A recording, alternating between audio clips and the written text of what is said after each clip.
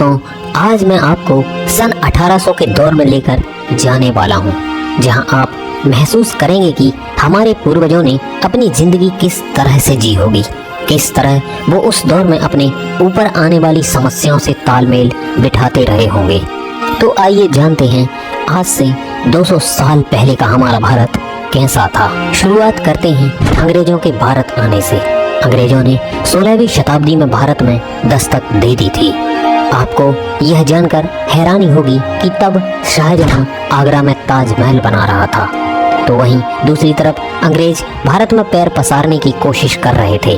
उस समय भारत में छोटे बड़े राजाओं के अलावा दो बड़ी ताकतें मौजूद थीं। एक थी औरंगजेब की मुगलिया सल्तनत और दूसरी थी मराठा साम्राज्य। अंग्रेजों ने इंतजार किया कि ये दोनों आपस में लड़ें। उन्होंने इसके लिए कई कोशिशें भी की और धीरे धीरे अंग्रेज भारत में सत्ता में आने लगे।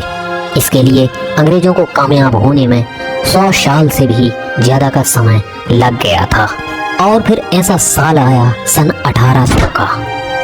आज से करीब 200 साल पहले और आज के भारत में करीब करीब सभी क्षेत्रों में बदलाव हो गया है। सन 1800 के समय भारत या संपूर्ण विश्व में कोई बड़ी टेक्नोलॉजी नहीं हुआ करती थी। हमारे यहाँ सभी लोग धोती और गमछा पहना करते थे और बहुत अमीर लोग कुर्ता पहन लिया करते थे। उस समय ज़्यादातर जगहों पर भीड़ भाड़ नहीं हुआ करती थी, क्योंकि पूरे भारत में लगभग 16 करोड़ लोग ही थे। पूरा भारत यानी कि अखंड भारत पाकिस्तान, बांग्लादेश, म्यांमार और अफगानिस्तान से मिलकर बना हुआ था। मतलब कि इन 5 देशों के विस्तार में सिर्फ 16 करोड़ लोग ही रहा करते थे। उस समय भारत में बहुत ज़्यादा प्रोफेशन नहीं हुआ करते थे। अधिकांश लोग तो किसान हुआ करते थे, जो पूरे दिन खेतीबाड़ी और पशुपालन करते थे और शाम को अपने घरों में आकर भजन कीर्तन और सत्संग किया करते थे। फिर रात में जल्दी सोना और फिर सुबह जल्दी से उठ जाते थे। यही भारत के लोगों की नित्य कर्म और नित्य की दिनचर्या हुआ करती थी। तब लाइट्स नहीं थी, इसलिए शाम को भजन या ईश्वर पूजा में बाधा ना आए, इसलिए दिए जलाए जाते थे। कुछ लोग दूसरे कामों को भी संभालते थे, जैसे कुम्हार, धोबी, सुनार, ये सब। लेकिन इनका भी जब दिन खत्म होता था तो शाम को ये भी यही सब भजन कीर्तन या भक्ति किया करते थे। दोस्तों, ये तो थी गांव की बात।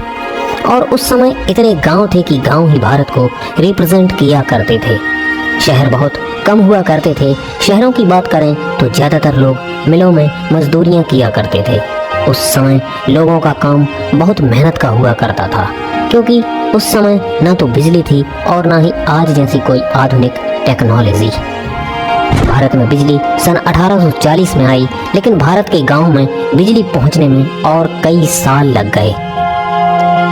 एक डाटा के अनुसार सन 1800 के आसपास एक यूरोपियन क्लर्क की सैलरी 40 पाउंड थी।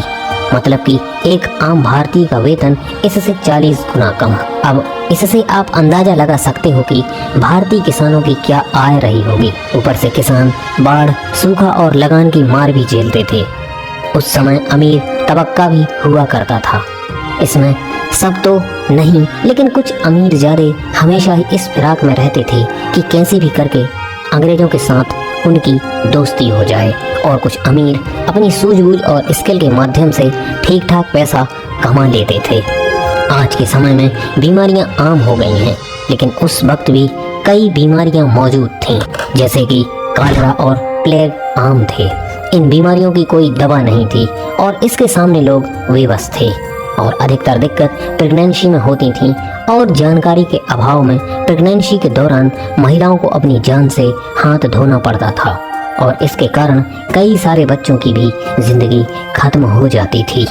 बात करें उस वक्त के चुनिंदा लोगों की, जिसे खुश कह सकते हैं, तो बस वही लोग थे जो या तो अच्छे किंगडम थे या फिर अमीर थे।